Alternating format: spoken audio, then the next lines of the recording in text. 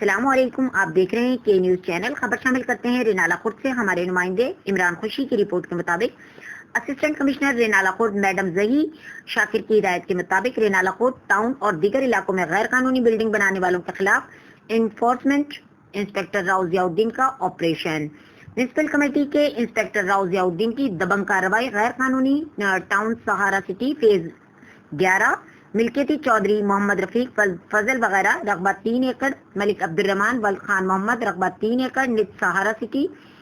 21-2L commercial market فضل trade centre ملکیتی اشتیاق علی ول بشیر احمد نے 3 ایکڑ رقبے میں غیر قانونی ٹاؤن کمرشل مارکیٹ بنا رکھی تھی، جس کو انسپکٹر راؤ ضیاء الدین نے کارروائی کرتے ہوئے سیل کر دیا اور 1.5 لاکھ روپے جرمانہ بھی عائد کیا۔